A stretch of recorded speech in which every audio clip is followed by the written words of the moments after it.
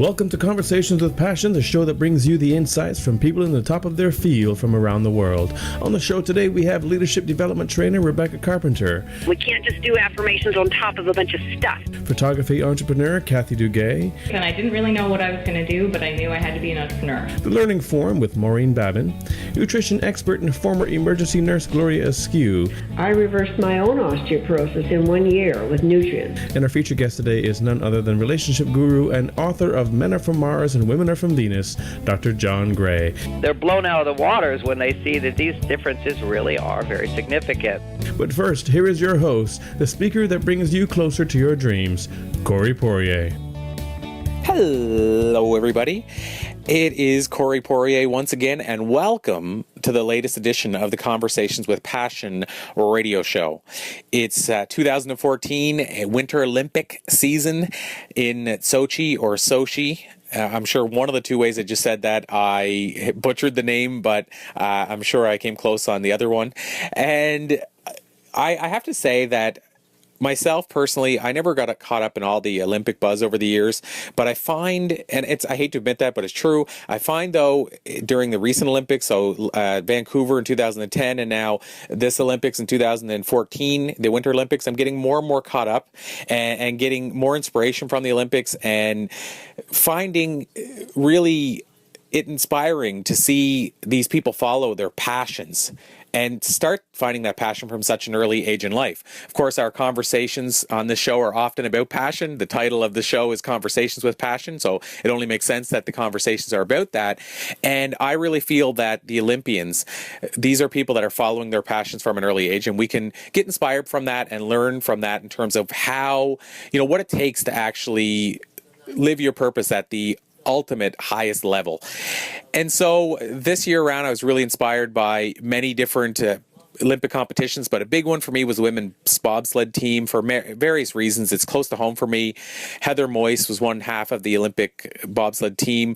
Her and Kaylee Humphreys, the Canadian team, were defending their gold, and if they were to do it successfully, it would be the first team to ever successfully do that in the women's bobsled competition, which I thought was amazing. Also, Heather's from PEI, I'm from PEI, so close to home that way. For our very first book, Conversations with Islanders, we had Heather on the cover and shared her story in the book. So a whole lot of reasons it was close to home. But what was really cool and inspiring for me was watching the competition. And after 3 runs, it was said that they really didn't have much of a chance to win gold. The best they could hope for was silver, and that the U.S. team would win gold. And as we watched, Kaylee and Heather proved the detractors wrong and come in and actually win gold and become the first female bobsled team, I believe, to successfully defend it. I watched my mother, who's not into doesn't watch the Olympics at all, and this was one of the first times she's ever watched any competition. I watched her break down crying and watched how much pride she had for both Heather, the island, and Canada all at once. Just amazing to watch, and made me realize how important the inspiration people get from the Olympics is. So hopefully you guys get some of that inspiration from us on this very episode. Hopefully you gals do as well. And I hope that we find just some small way to inspire you with the show, because that's the ultimate goal. And if the Olympics are inspiring you right now, or inspire you every 4 years, or whenever they do, I think that is awesome, and I hope that keeps happening for you. And until next time, I'm Corey Poirier, and I hope you enjoyed the episode. Our first guest is keynote speaker, leadership and organizational development trainer, and performing artist Rebecca Carpenter. To learn more, go to RebeccaCarpenter.com. That's REBEKAH Carpenter.com. First and foremost, thank you, Rebecca Carpenter, for joining us on the Conversations with Passion radio show. And perhaps I'll jump right into things, Rebecca, by asking you to give our listeners a bit of a background overview so they get a feel for where you came from and how you arrived at where you are today. Yes, well, I actually, I've been doing this work now for 20-some years, 24, 25 years. And basically, I started out as a keynote speaker, and that's what I still do, keynote speaker, leadership development trainer, and performing artist. And so I do keynotes and leadership training seminars 2 and 3 days for corporations, colleges, churches, nonprofit organizations. I just have a ball. I zip around on airplanes all over the place, and honestly, my main goal, it's pretty simple, and I lay it out on my website with my definition and mission, but I had been in the field for about 15 years, and I began to see a real pattern that just all over the place. And I would see that people would go see a keynote speaker, they would go to a seminar, they would go to therapy, they would go at a transformational weekend, they'd read a book, they would go do all these wonderful things that were supposed to change their life, and they would come back from those things, or they would have read something, got so excited, they believed they were going to change, they believed their organization was going to change, sometimes one of those, sometimes both, and then they'd get back in their life, and in about 2 months, everything would be the same again, and they would be very disillusioned, and they'd either give up, or they'd go take another seminar, or they'd go try to find a better coach, or they'd go do a different kind of therapy, or they'd something to try to sustain empowerment. And so early on in my career, I thought I didn't want that to happen. I wanted it to be holistic and continuous, where that people were continuously raising their vitality, creativity, productivity, and accountability, and having more success at maintaining those higher levels for permanent sustainability and permanent change. And so that's really what my mission has been about, is trying to create environments in individuals and in organizations that is fertile ground to increase the possibilities for permanent change, permanent culture change, and permanent empowerment. Wow, I love that. And I have to say, Rebecca, I just witnessed firsthand how that can really be retained as a person sitting in the audience, because last week I was involved in a TED Talk, and of course TED Talks are so unique from most other talks around, and I believe part of what that is because they are storytelling based, and they hit you on an emotional level. And the stories that I watched, one was talking about the bionics that they're working with today when it comes to amputees, another was talking about horse whispering, and to actually bring us into the lives of a horse and everything else. I mean, I retained almost everything from that presentation, where I've been into many soft skills presentations where I can't even remember who the speaker was. Oh, I'm so glad that you shared that. And I think part of your gift, and I didn't know it until we were working on scheduling this interview, and I remember thinking then, I want to encourage him, is, you've got this amazing speaking career, but you also are a musician. And so I think when you hear stories or music or those things,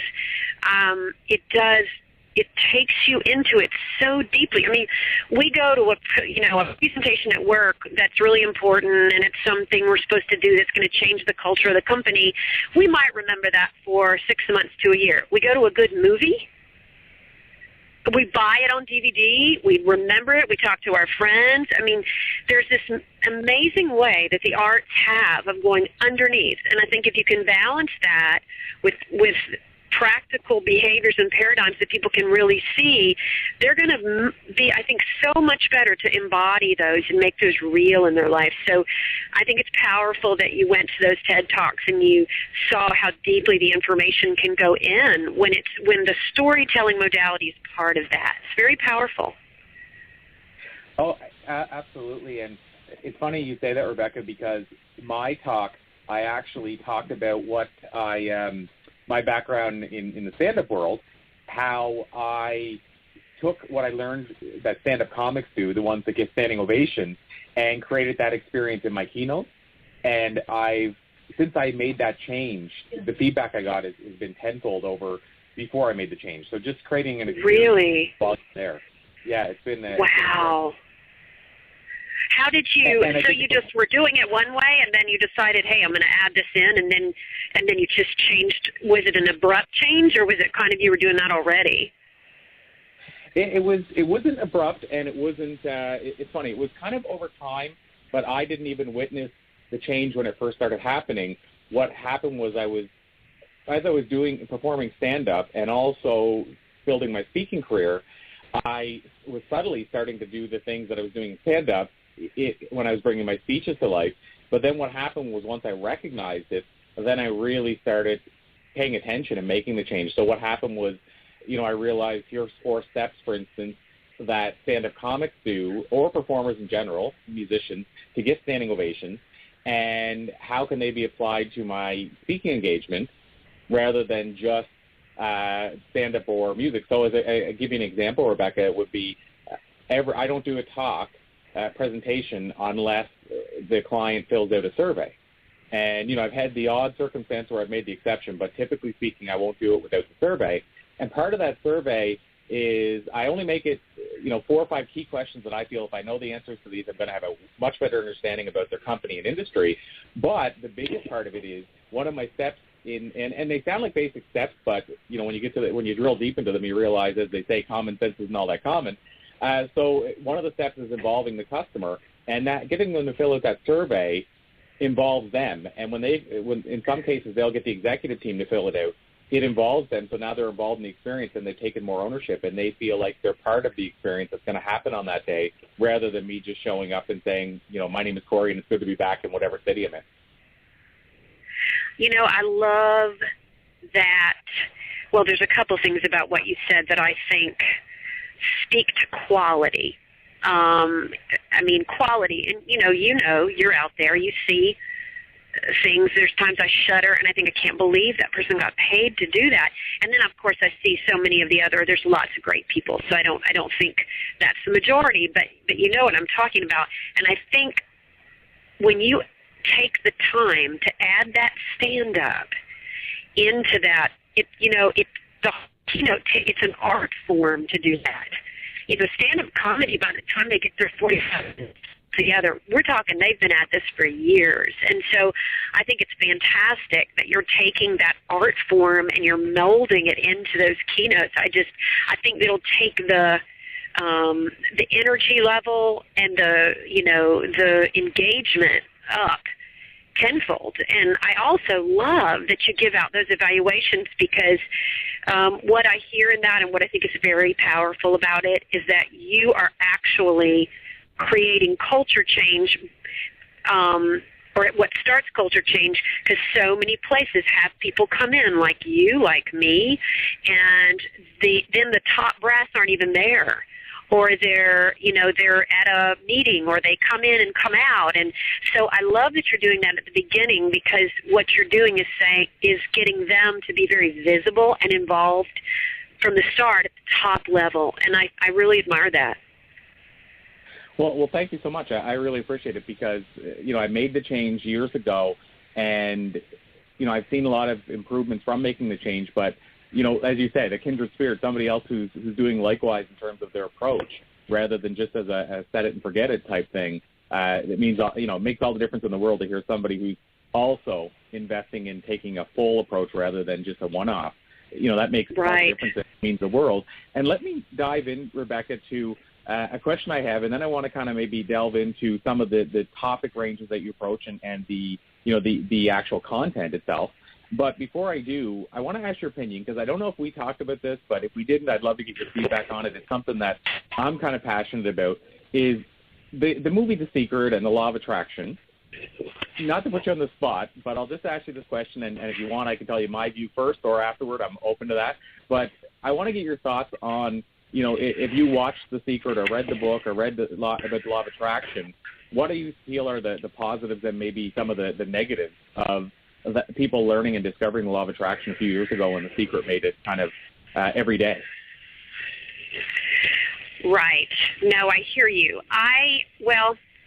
What I would say in terms of the positives is, I think we have to be really careful. Anytime somebody has the guts, and it took guts to make that film, and to step out and really take that on for the first time in a mass-produced way. There have been people doing that for years. But so you and I are even having this discussion because somebody took the time and invested in it.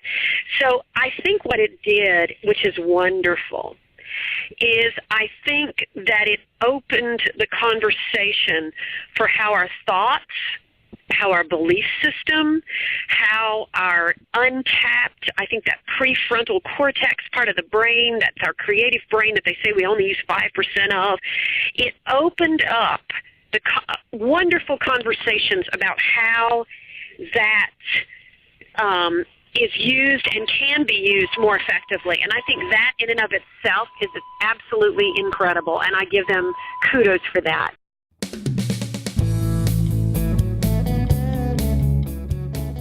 Next up, we have photography entrepreneur Kathy Duguay. Go to legacyjunction.com to find out all about her work.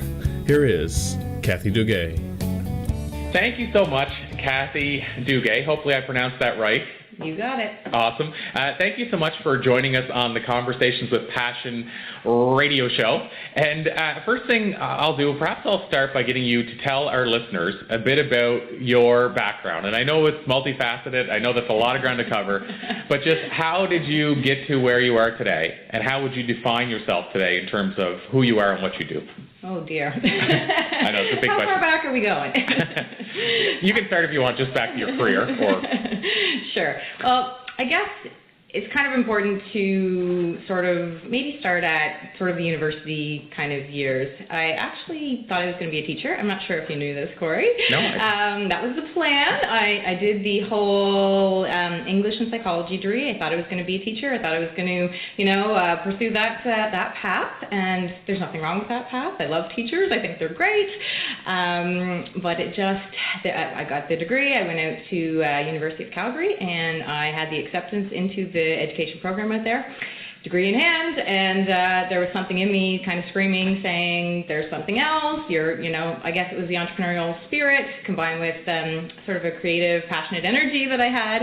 And I really I was at that crossroads, and I could have accepted it and moved forward, or I could have kind of taken a leap of faith and gone in a completely opposite direction and seemingly, put that degree to no use, as my parents might have feared, I guess.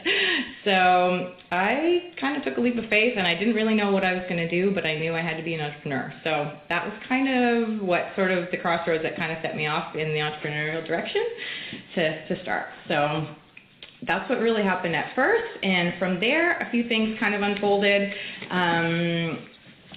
I won't really get into the whole nitty-gritty, but long story short, I kind of decided that I was going to be a photographer. So that kind of came from just a few random things. One of them was I had taken some photos for a friend's sister. And with my little, El Cheapo digital camera that, I didn't know what I was doing, but I had a little bit of an eye, I guess. And I liked Photoshop. I liked playing around with Photoshop and doing that thing. So I went over and took some photos. Her sister, basically, I gave her a little gift, and she had, 4 photos in a frame on her wall. And everyone kind of, I guess, gave her a lot of compliments on those photos. And I didn't know what I was doing at all, but I guess people liked them and said they must have cost her a pretty penny. And so I thought, oh, wow, like, if I can kind of fool people into thinking, that I know anything about what I'm doing, and they really didn't cost her any pennies, then maybe I do have something here, and I could put that creative sort of energy to good use, or hone it in a career kind of focus. And so I guess that's sort of when I decided that I was going to start kind of pursuing photography. That was a while ago. Very cool. So I heard a couple things there that I gotta jump on too, because sure. On the show, of course, we get to hear common themes, and I love to kind of reiterate those for our listeners. Sure. And even dig deeper, because I believe we can learn from those things. Sometimes conversations, something profound takes place, and we kind of just gloss over it. And so you said 2 things there that I noticed that are common threads among people that have found their passion, and where the show has passion in the name, I have to talk about them. Okay. So one was you mentioned about you had a career path, a fork in the road, and which direction do I go? And when people ask me, how should I find my passion if I'm 45 years old and I haven't found it yet? And I always tell them, go back to that point in life where somebody pushed you off your path. So you said, okay, I want to be a juggler. This is the example I always use, or a clown. Yep. And and your family said you should go to law school, and you let them talk you into law school, and then you quit law school, or you did for 4 years and were miserable, and then you go back to that clown thing and say, what was it? It might not be that you want to be a clown, but what was it in that clown path that I didn't follow? Maybe it means going and trying to become a clown for a month, and you discover it wasn't that I wanted to be a clown. Yes. I wanted to be an entertainer, or I want to be a storyteller. Absolutely. Or whatever that might be. So I love the fact that you took the path that I tell people to go back to. Yes. Rather than taking the path that would have maybe brought you into a direction that you would have had a totally different life that may not have allowed you to find your passion. Exactly. So my question out of that is, do you believe that is an important thing, to be able to look at that time when you're split between a decision, and other people, and in your case it doesn't sound like they were, but other people are trying to pressure you to go down one road, and you decide to go down the road that feels right. Yeah. Do you think a lot of times that can lead to your passion, that road? Well, when I actually decided to go to university, I was kind of, I was always a creative person, right? Like if I look back, and I really strongly believe that when you were a kid, that holds very important clues as to something that could make you very happy as a career choice. My bedroom walls were painted. I used to intricately paint crazy designs all around the borders of my room, and I had a great big giant tree painted on it. My parents, God love them, let me paint my wall. Anyway, we just recently had my dad they were renovating the house, and my dad had to paint over the tree, and it killed him. He was near tears. He had to call me, and he was like, I really can't bring myself that he couldn't paint over the tree. Wow. He had a really hard time because it was such a part of who I am, and so, yeah, they took pictures, and I'm like, you got to do it. You gotta. Maybe cut out a piece of the wall and put a new piece in. Well, they did save a couple things. I had the border around my closet. It was what do you call them? Just baseboard type stuff. Oh, yeah, and I had that all kind of stenciled and designed, and they saved that for me. So I thought, you know what? I'll put that in my, someday future house or my room, or I'll work that in. And that meant a lot. And I said, keep that. You got to do it. Paint over the tree. It's gotta go. Keep that, not this. Yeah, keep that. Exactly. Yeah, isn't that a show? Yeah. I think there's a book called... Live here, buy this, or something. I think there's a book called Eat That, Not This. Or Eat This, Not That. Something like that. Something like that. Yeah. So I guess I always had that entrepreneurial fire. I always had that creative energy. I used to paint rocks. I used to paint guitars. I used to just paint anything I could get my hands on, and I wasn't a good painter. That wasn't it. But it was a creative, fire that I really had, and the joy that brought me, and giving those things away, that gift of yourself, that piece of yourself that you can give when you create something and then are able to give it to someone. That's not something only you could do. Absolutely. So I had that, and when it was graduating university or high school, I kind of was like, okay, I could do sort of English, psychology, teaching at a normal, laid out career path that, made sense. And then there was that kind of maybe art school or maybe something, but I didn't have a clue what that would have looked like. I just knew that there was a creative side. And I'm sure my parents probably encouraged the safe path. As we all know, sometimes artists, you worry about the starving artist syndrome and all that. So my parents, they let me, of course, choose whatever I needed to choose, but they certainly encouraged, getting a degree and a foundation and all that stuff. So, but I guess one way or another, you come back to your true self, and that, 4 years later, and I don't consider my degree a waste. I'm not using it as a teacher, but, English and psychology, those are useful things. I do a lot of blogging. I'm working on a book. There's lots of things that I'm doing to put those skills to good use, I guess. So. And now, another moment in time with John Dunsworth. It's from his second collection of stories, Stories 2. Here is John Dunsworth. Improv. In the spring of 2010, I enjoyed a dalliance with stand-up comedy. Not to say that what Randy and I have been doing crisscrossing Canada for the past 5 years isn't, but at that time, I frequented Gus's pub in Halifax on Monday for comedy nights. Curious as to the nature of stand-up and what makes it funny, I tried 3 separate techniques to see which one worked best for me. Firstly, preparing the material and delivering it almost verbatim. Then, I tried writing notes as I sat in the venue, feeling the vibe. And lastly, going up on stage with nothing prepared at all. Of course, the last was most exciting for me, totally flying by the seat of my pants. I should have known that way back in the University of Guelph, which I entered fraudulently as a mature student. I was only 21 at the time, and you were supposed to be at least 22. I needed an elective course in my second semester, so I signed up for Theatre 101. It was a choice that became the genesis of my entire life. My first and only mentor, James Murphy, was very supportive, and by the third semester, I was cast as Oscar Wilde in The Mask of Wilde. Next year, it was Shylock in The Merchant of Venice. Robert Reed played Antonio. He was a fine actor with a warm personality, and later he and I co-founded Pier 1 Theatre in Halifax in 1970. Those were heady times. But way back then, we were in an advanced acting class together, and for one reason or another, had totally neglected to prepare our big scene for the course, which was 50% of our mark for the whole term. Of course, we had searched for the right material, but we always got sidetracked by more interesting philological pursuits. Anyway, the morning of performance arrived, and we huddled in the green room before confessing we weren't ready. Which one of us decided to make up the name of a play, I don't remember. But in a few moments, we dreamed up the scenario, set up 2 chairs on stage, and started in. As my kindly muse would have it, a standing ovation and a great mark rewarded our hoax. If the prime rule in theater is that things must appear to be happening for the first time, we certainly accomplished that. The skill of listening and uttering credible and interesting responses is the hallmark of excellence in performance. The script is, of course, the meat and potatoes, but how many times a banal storyline can be transformed into a wonderful experience by a good performance has amazed me. And the best play in the world may be utterly destroyed by bad acting.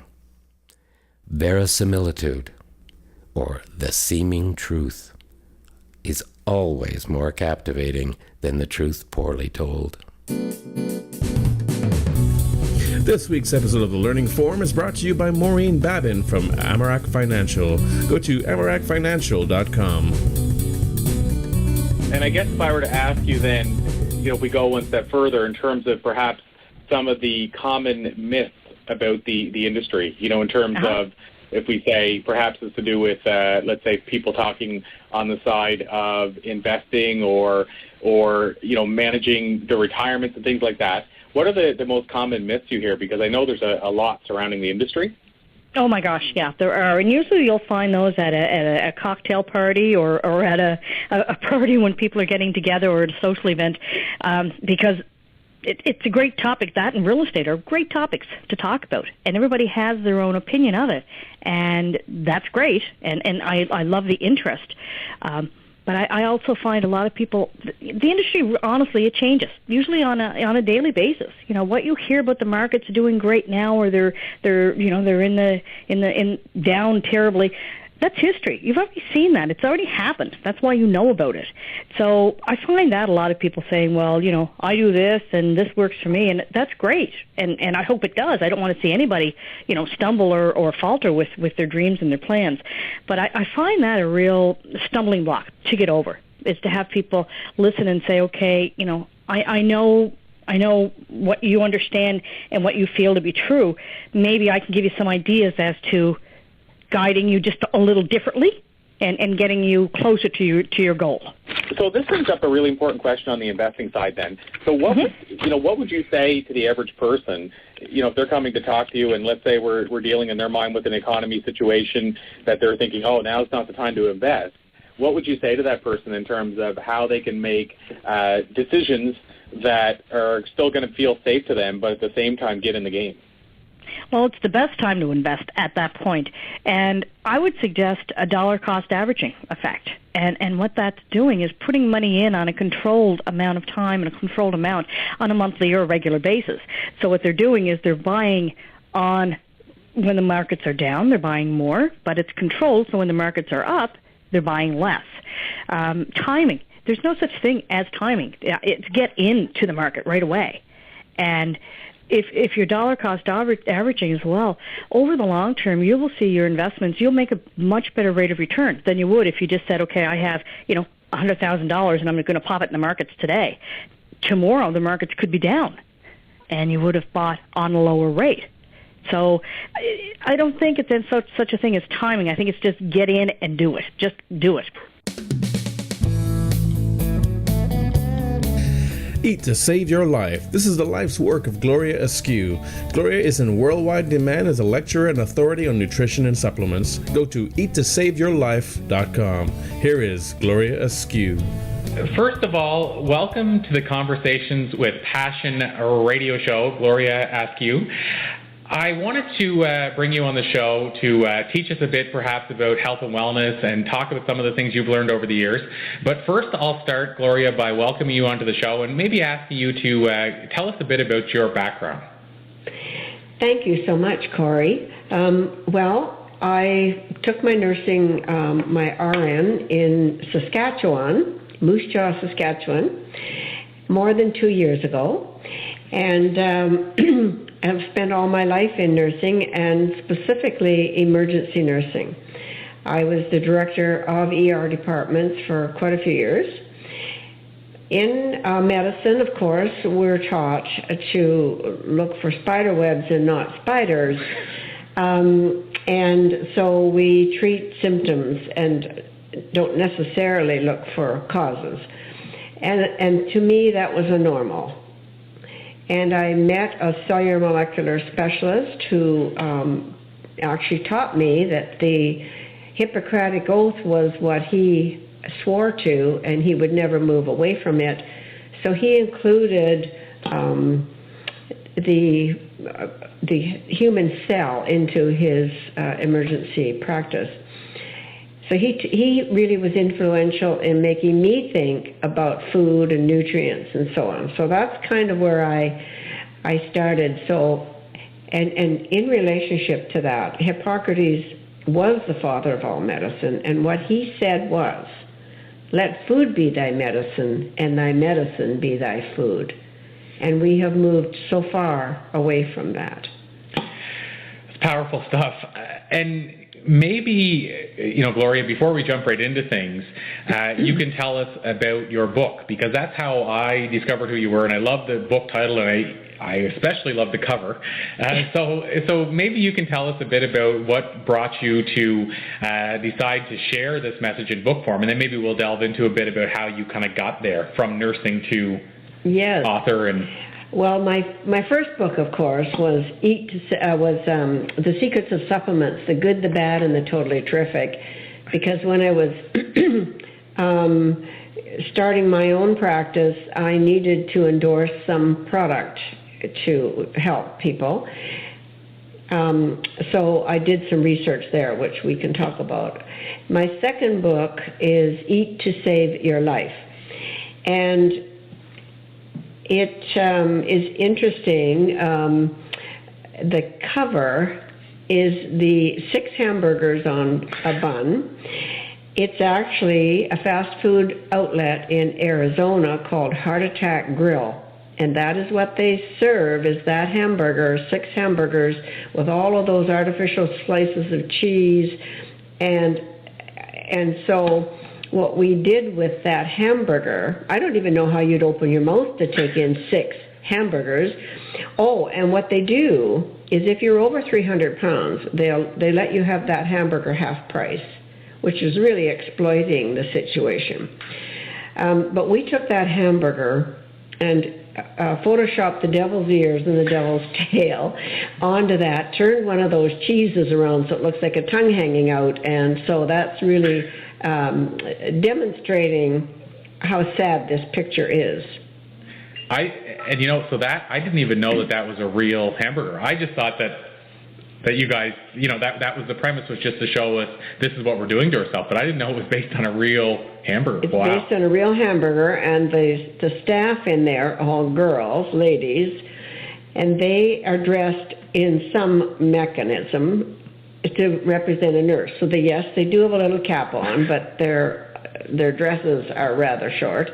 But it's to look like a nurse, which again is very sad situation, in my opinion. Well, it's misleading. Very misleading. On an unconscious level. That's right. Because, whether you realize it or not, you're going in there in your head going, oh, nurses, they take care of us. And, That's right. Yeah. So this hamburger can't be that bad. Yes, exactly. Even if you don't realize you're thinking that. Exactly. So then the book itself, if you compare the two books then, curiosity-wise, did that, image and the unique name, did it make a big difference, do you find, in people tuning in right away? Or do you find both books to pull people in for different reasons? Yes, both books do that. Many people are taking supplements. It's now about a $40 billion a year industry. And the doctor that owns the Hippocrates Health Institute in the United States, he also did that kind of research and published it. And so it is very significant. The book that we did on supplements now is very big in China and India and Holland. A lot of the doctors in China are putting it on their desk for their patients. So it's really big over there, and it's in 7 countries and 5 languages. So. Wow. So I know we skipped over one part there, which is you talking and sharing about your experience as a nurse, and then sharing how you had a mentor that kind of showed you a different way possible, and then we jumped ahead to the book coming out, the 2 books coming out. So if we go back, Gloria, to that point where you were a nurse, yeah, and then made the transition away from being a nurse, and you can share that with us, or retired and then started a new career, what kind of drew you, outside of obviously this mentor opening your eyes to some of these things, what kind of drew you to following a path of then sharing that knowledge with other people? Well, we were in Fort McMurray.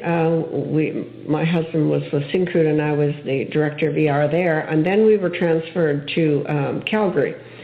And I was supervisor of the Rocky View Hospital there, nursing supervisor.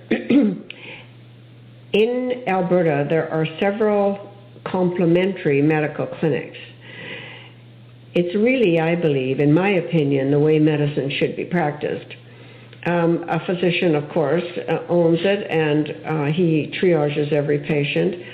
And he may send you across the hall to me, all right? Or he may send you across the hall to a chiropractor or a naturopath.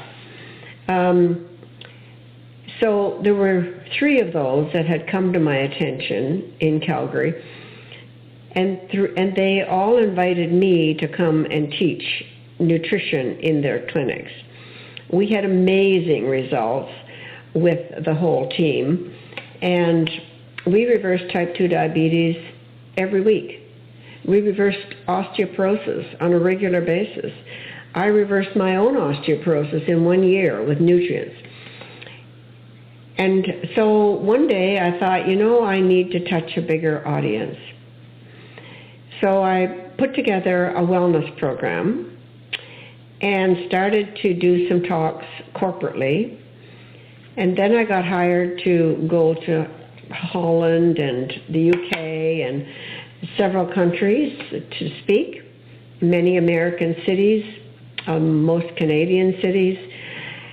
And then I do a lot of one-on-one consulting because I can make wonderful differences individually. And it's just so gratifying that people can get their life back. Can I give you an example? Oh, please do.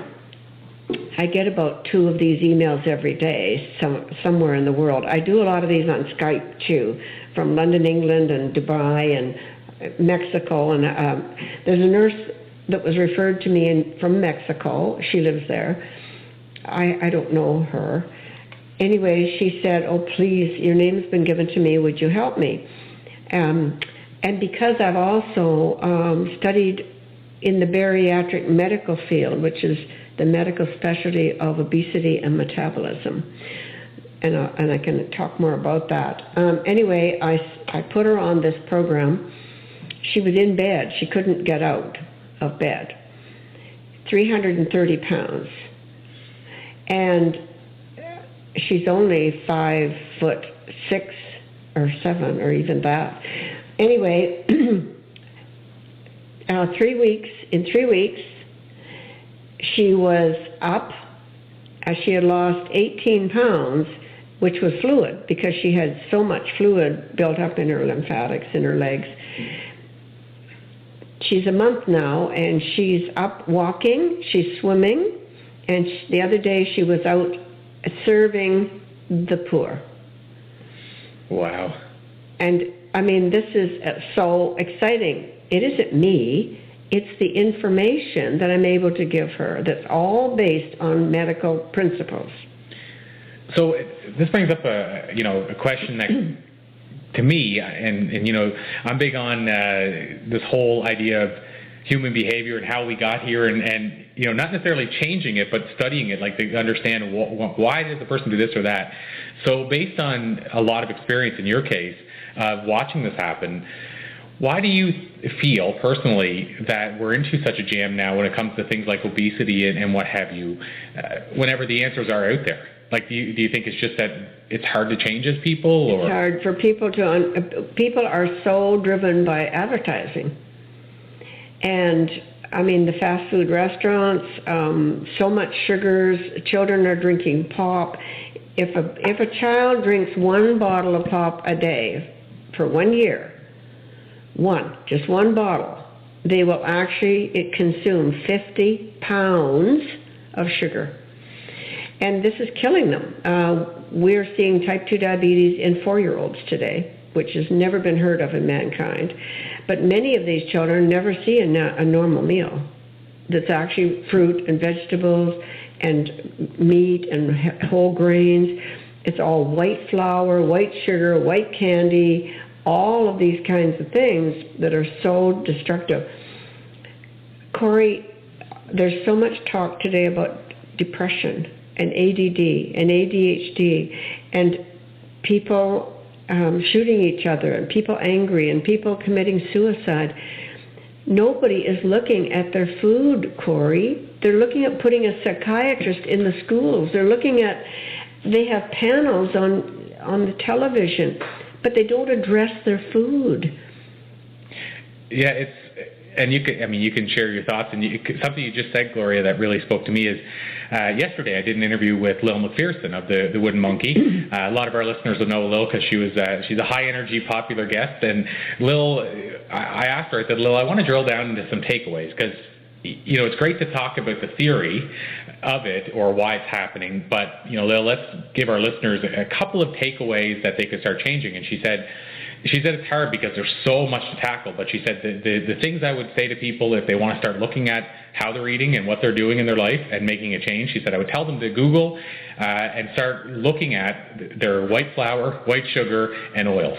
Absolutely. And she said if it started anywhere, she said I'd tell people to start there because she said that's where the biggest challenge is. And I just think it's interesting. You just said white flour and white sugar. Yeah, absolutely. And oils as well, in that you've heard of omega-3 and omega-6 fatty acids. Yes. Both of them are essential fatty acids. Omega-3s, of course, are the key part is from fish, okay, fish oils. And we definitely need a good amount of that. When you get to omega-6s, there are these are plant oils. And yes, we do need them. But the ratio between an omega-6 and an omega-3 should be 2 6s to 1 3. Okay. And it has been that for years and years and years. But today, the ratio is 50 to 1.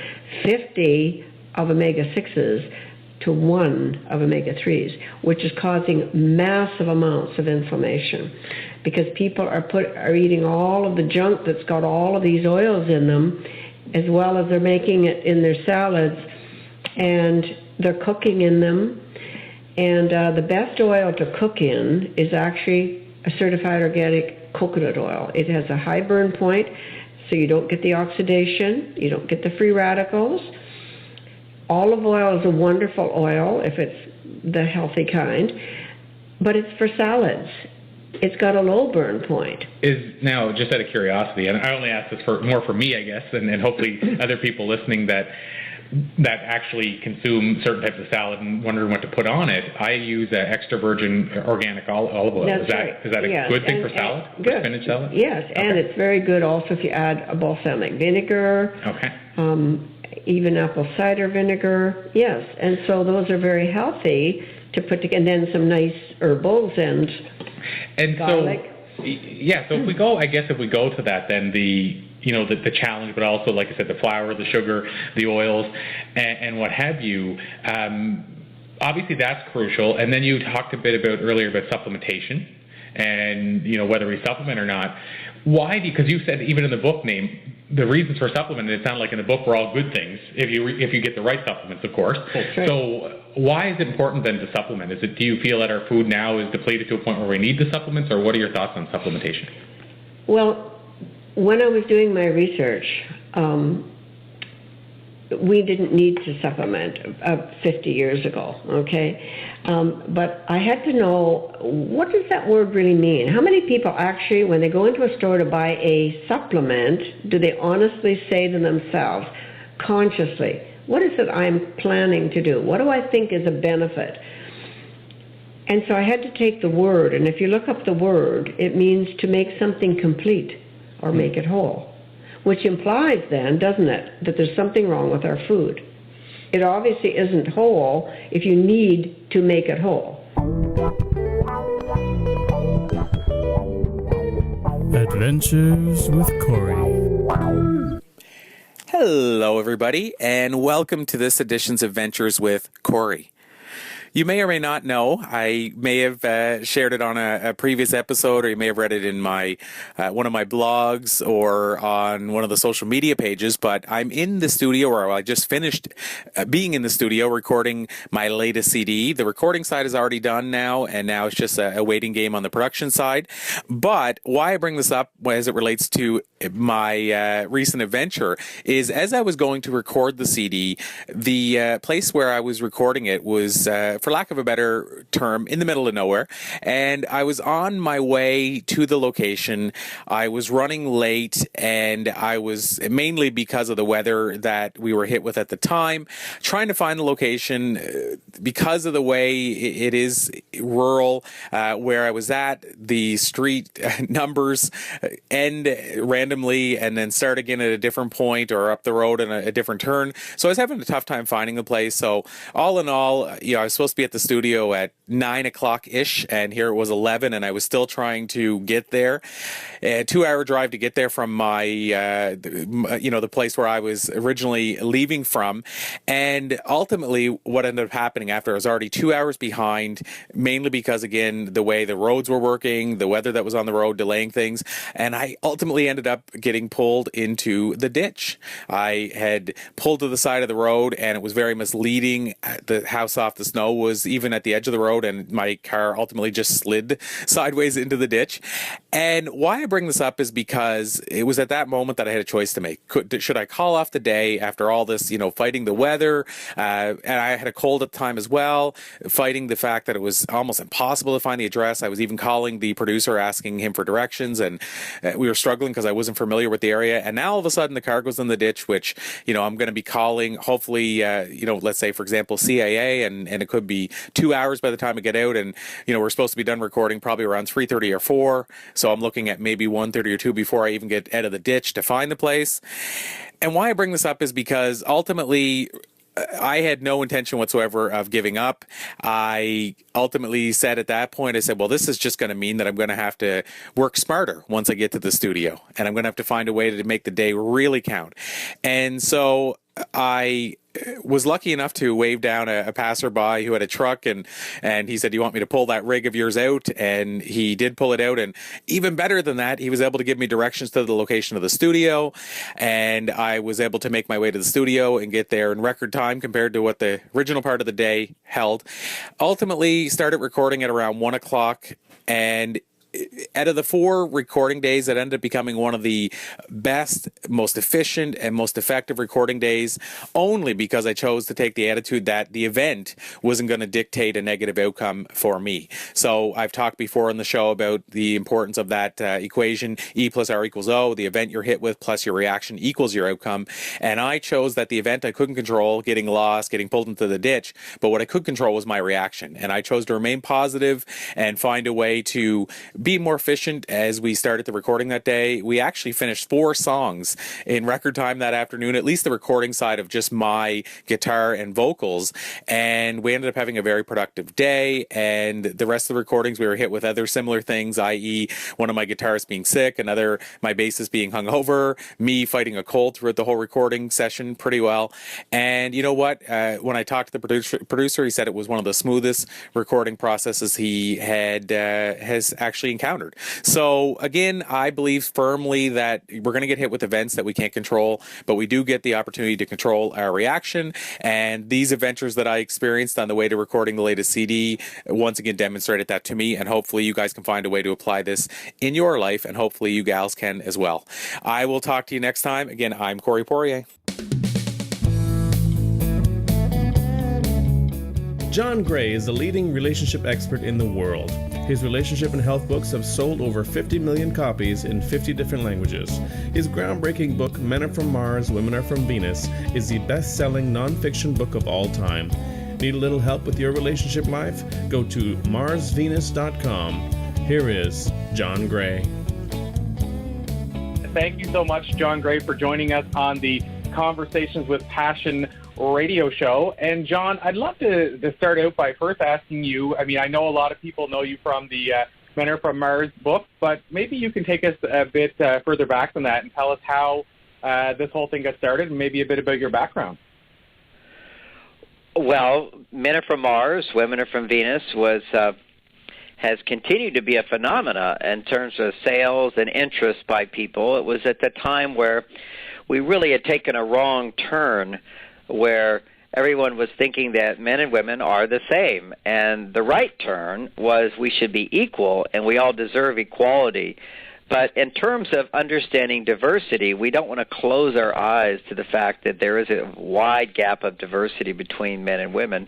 Not that women can't do traditional male jobs or men can't do traditional female jobs, but it's a much deeper mechanism inside which makes men and women different, which gives rise to different communication styles. And as a marriage therapist about 30 years ago, I discovered that everything I learned in school wasn't helping in counseling, because so much of the education for counselors and social studies departments in universities is about we're all really the same, and any differences that might be there are really simply put in there by conditioning. And without a doubt, conditioning and culture has a huge impact on how women and men see themselves. There's no question about that. But there's also physiology involved, too, which is really the foundation of the work I saw was as a marriage counselor for a good 15 years before I wrote the book, Men Are From Mars. I was seeing that if I just followed my intuition and observed, I saw that men and women truly had different issues, had different complaints. And what if we actually listened to women as men and understood that maybe their priorities are different from ours and vice versa, and therefore their feelings get hurt in different ways, they feel supported or more supported in different ways. So going back before that, I was a celibate monk for 9 years. That was my 20s, and I was devoted to a spiritual journey, a spiritual path. And ironically, I come out and teach a book on relationships because I had no relationships during that time. But what I gained, which I think everybody could get benefit from sometime being single and not dependent on the opposite sex for love or support. I learned how to love myself. I learned how to feel good about myself. My self-esteem was built. I mean, this was 9 years of tremendous success in my practice in spirituality. So when I started having relationships with women, I wasn't coming from a place of needing their approval for me to feel good about myself. And when somebody doesn't need approval from somebody else, when you're not dependent on someone else, then you tend not to be judgmental of them. And that was my sort of uniqueness as a therapist, which is teaching people to look at each other in a non-judgmental way. women would basically be upset their husbands weren't hugging them and weren't affectionate, and men would go, well, what's the big deal? And I say, well, let's listen to her. Let's not judge that and minimize that. Let's uphold that and say, hey, why is it that 90% of the women clients that come to me complain their husbands aren't affectionate? It's not just one husband. There's tendency of men to be more transactional and for women to be more personal. And later on now we've seen that the biology supports this. The part of the brain which has to do with personal transactions is much bigger in women, and smaller, the part that has to do with transactional, impersonal transactions, like fixing things that are broken, that part of the brain is much bigger in men, and the personal side is much smaller, and vice versa. For women, the transactional part is much smaller than the personal part. And this is born into us like the size of our nose or the placement of our eyes. There's structure in the brain, and the amazing thing is the brain has a tremendous capacity to be formed, and in a sense they call it brain plasticity.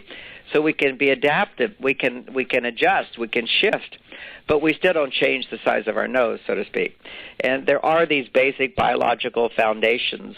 And the right anterior parietal lobe, which is bigger in women, also is fueled by the hormone that gives rise to making babies. So, often people say the only difference between men and women is that women can make babies and men can't, which of course is a massive difference in itself and gives rise to lots of different experiences in the world. But besides that, in order to make babies and all that's involved with that, certainly the brains have to be different to do that. And it just makes common sense, and now we have massive amounts of research backing that up, which is often looked at by the other side of the camp that says everything is conditional and men and women really aren't that different. They just don't want to look at the research, and they often will say it's junk science and whatever, and they go, well, wait a second, these are the most prestigious scientists around the world who themselves are in awe. They're blown out of the waters when they see that these differences really are very significant. This is the advent of the last decade where we have brain imaging, brain scanning, machinery, and so forth to actually see how the brains operate in different ways.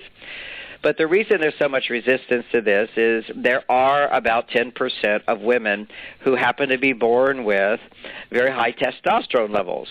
And those high testosterone levels make them feel like they're men in women's bodies, and they do not like the discrimination that occurs to them. I mean, much more so than women who don't have that high level of testosterone.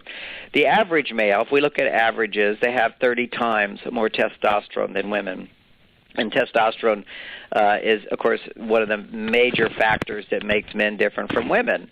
And that's what we have to look at. These are real realities, and I didn't, have all this research back then. I just had this foundation of a spiritual foundation, which was love and non-judgmental awareness and healing were my basic, things that I had worked on in my life. And then applying that to counseling, suddenly, I had a sold-out counseling practice of people, waiting list of people saying, we have to go see this guy. And it took about 10 years for me to finally write the book. Everybody said, you have to put this in the book. You have to put this in the book, in a book. And, I thought that writing the book would really help a lot of people, and it would certainly encourage people to go and to take workshops on these ideas. I really feel that people need to be educated on the differences between men and women, to see those differences, not in a restrictive way, but in a positive way, a validating way. And that gave rise to, finally, I wrote the book, Men Are From Mars, and was amazingly surprised at how successful it was. It continues to surprise me. With your topic and what you get to talk about, I get to see how much fun you can have with it, because there's so many people that it's universal. We all deal with relationships. And so I asked the question, I kind of posed the question out to what one question would you ask John Gray, just to see what people would reply. And even the answers I got were funny. One person came back and said, when can I go home? Was this question? Meaning, when can I go home to the wife? And I just thought, there's people, I guess, look at it like, it's something they struggle with, I think, every day. He's making light of it, but obviously people, I would say, struggle with relationships all the time. So I get to see, you get to see for so many people why it's so universal, and I think why your book sold so well and why the message speaks to so many people. It does. We've just, in America, we've been having the Men Are From Mars, Women Are From Venus stage show, travel around the world, and it's just finally come to America this year, and we have over 50 shows scheduled in the next 6 months sell out crowds in America. And my agent was just at one of the shows, and she said she was a woman, and she's in the woman's bathroom, and what did you hear them say? And she said, oh, they're all saying, I have to tell so-and-so, I have to tell so-and-so, there's such great material, I didn't know this is so helpful. And, that's the opposite of one time I was on a show in Paris, and where the book does great as well in France. Actually, per capita, it does better in France than anywhere in the world, and yet it took 3 or 4 years before it went to the bestseller list. It was a lot of resistance in the beginning, and there was men and women on this panel, and they were very critical. It was a very critical show. But the men were all saying that the book had helped them so much to remind them of what's most important, to help them understand their wives better. And the women, who were single women, feminist women, they were so critical of the book. And I remember this one woman saying, well, this is nonsense. I mean, this is such obvious information. I mean, why would anybody need to read it in a book? And I said, well, why aren't you married with children? So it's so hard to have relationships for that very reason, is that many women feel, well, it's obvious what I need because it's obvious to them. And from men's point of view, it can often be obvious what he's saying makes sense and it's the best answer, but from another point of view, it may not work for your partner. And so things that may be obvious to us are not obvious to another, not because we're smarter, but because we're talking about what's important to me. But what's important to them might be different, and therefore it's hard to understand that importance in someone else. You mentioned a minute ago about the roses, for example. One of my very popular ideas is when you look at oxytocin, the hormone that lowers stress for women, she's got to keep rebuilding that oxytocin, and what rebuilds it is attention, noticing her, hearing her, touching her, planning things for her when she feels special, when she feels she's seen and heard. And men don't have that need as much. We have it. We all have both sides of it, but we don't feel it as much. We want so much what we do to be acknowledged and recognized and benefited from, and someone to use it. And this is all impersonal transaction. Look what I did. Oh, you did that. That's helping me so much, and I can do more. That produces testosterone. But when you compliment a woman, when you notice her, when you give her a hug, when you look at her after the hug and smile and you look beautiful, all those little things that build up, they all stimulate oxytocin. And what's symbolic of that is the ultimate in romance is bringing flowers to your partner. Flowers, when you bring flowers, a special little gift. It's going to die in a week, so it's not some toaster or something. It creates a surge of oxytocin. And what men don't realize is that for women, it's every act of love scores equal in terms of oxytocin terms with every other act of love. So you could bring her 36 roses, you'll get a surge of oxytocin. You can bring her 1 rose, and you'll get the same surge of oxytocin. It's the little things make a big difference, and then this oxytocin gets used up very quickly, so you need to have consistency of little things. And that creates a whole new awareness for men that they didn't have, because so many men think, look, I earn a living, I work hard, I provide this, shouldn't that be enough? And now we have women out there working, and he's doing housework, shouldn't this be enough? And if a woman doesn't get the personal attention, then the oxytocin doesn't go up. And the more that a man can't provide all for his wife in terms of material, and the wives out there, that just raises her stress more. And inside, men often feel, and this is their common feeling, which is, gee, I wish I could make enough money so she could do whatever she wanted. There is that dynamic of alpha male, which is a man's testosterone levels are twice as high. And one of the major factors of that is that he can provide completely for a woman's happiness. In the old days, being able to make the money was enough to make her happy in the old days. And in my case, it's very wonderful that I do make enough money so my wife doesn't, quote, have to work, but she can choose to work. She loves to work. She has a job and so forth.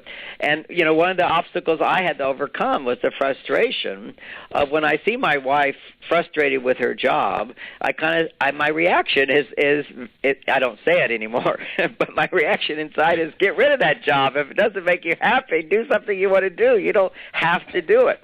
But and men will often say this to their wives as if she's going to go, oh, that's a great idea. I could just quit my job. And the reality is, she loves her job, but with any job, with any activity, there's ups and downs. And at those times when there's downs, when there's frustrations or disappointments, a woman wants to share about that. That's sharing her inner world. She wants to share her positive inner world. She wants to share her negative inner world. It's sharing all that she is to feel loved. And this is one of the key factors of men, if you want lasting passion, is learn to create safety for women to share the good and the bad inside of her. And the same thing, if women want men to maintain passion and to become alpha, which means that you have tremendous more energy, more creativity, more motivation, you're more wonderful to your partner, lasting love and certainly passion is all about having healthier testosterone levels for a man. Most men, they decline as they get older. Mine are 25% higher than when I was a young man, and that's because I'm alpha. Alpha males feel successful, not just in their work, but it's at home and their relationship where they feel very successful in their relationship. Because there's a point of maturity where a man, no matter what he can accomplish in the outer world, it becomes very empty unless he can share that with someone and care for someone with it. That's really the ultimate purpose of all that. And this is because men do have that personal side, but they also have that impersonal side, and that's a primary need for men to achieve that, whereas for women, a primary need is for women to achieve that personal level of connection.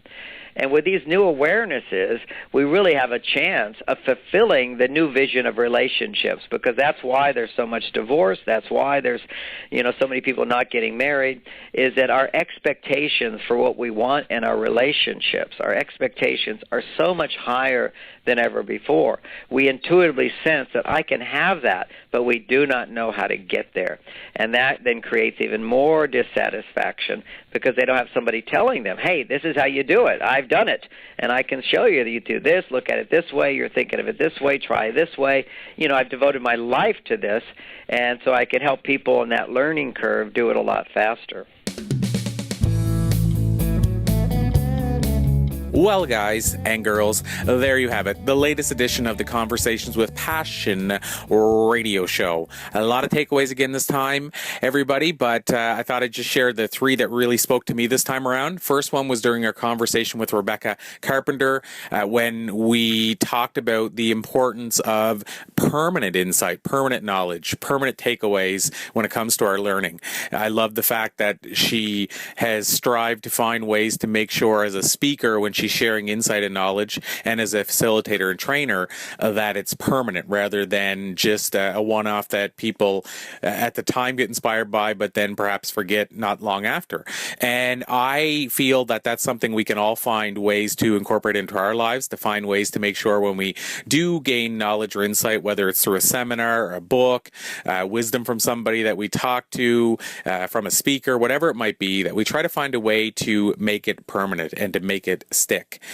Second big takeaway, when we talked to Kathy Duguay, she shared in her conversation about how her life's journey took her on various different trails and paths that she didn't anticipate when she first started out. She mentioned how she thought she would be going in the direction of teaching and how she kind of got bumped off the path a bit, but she ultimately found bigger purpose as it relates to her and discovered a path that she would have otherwise not realize she would ever be on. And so what I take from that and what I'd like to share with everybody here is the importance that I've learned over many conversations of being flexible when it comes to finding your purpose and following your path in life. You might get pushed off the path, you might end up on a different path, but I think sometimes we have to trust our intuition and also be flexible in discovering what our ultimate purpose will end up being.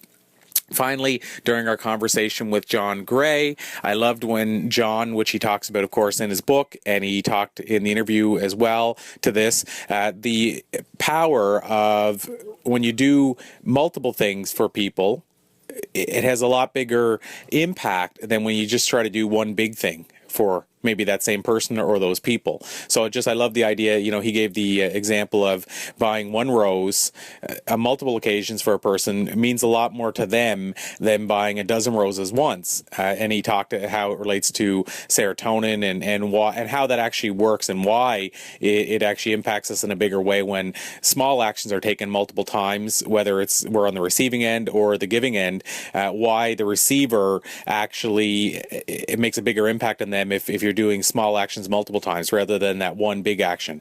And I feel that that's great news for us because, even as business people, we're always trying to think of how can I do that one big thing that's going to break through to that customer or in my relationship with somebody. And, knowing this is actually been proven, what it allows us to do is actually find small ways that we can take steps that can actually have a big impact over time. So those are the 3 takeaways for me, guys. Hopefully, and gals, once again, hopefully you found the same 3 or other takeaways, and maybe I triggered some ideas for how you can apply them. But one way or another, I hope you enjoyed this very episode. Thank you, everybody, and we'll catch you next time. Ladies and gentlemen, thank you for tuning in to the Conversations with Passion show with your host, Corey Poirier. And here ends another episode. But be sure to check in with us next time when our featured guest will be Pat Flynn from smartpassiveincome.com. In the meantime, be sure to visit conversationswithpassion.com to learn more about the show, and feel free to check out some of our archive shows that you may have missed. Be sure as well to go to CoreyPoirier.com to learn how to hire Corey to speak at your event, something you'll only want to do if you're serious about taking your company to the next level. We'd like to thank the following friends of CWP: Peelers at peelers.ca, Laser Ease at laserease.com, St. Albert Realtor Ramona Pater. Go to realtyexecutivesmasters.ca, The Wooden Monkey Restaurant at thewoodenmonkey.ca, Robin Fraser Smith, PEI Realtor, flywithrobin.com, and Audrey Wombolt Mortgages. Go to audreywombolt.ca. And on behalf of Corey Poirier, I am Marco Kelly, and this has been Conversations with Passion.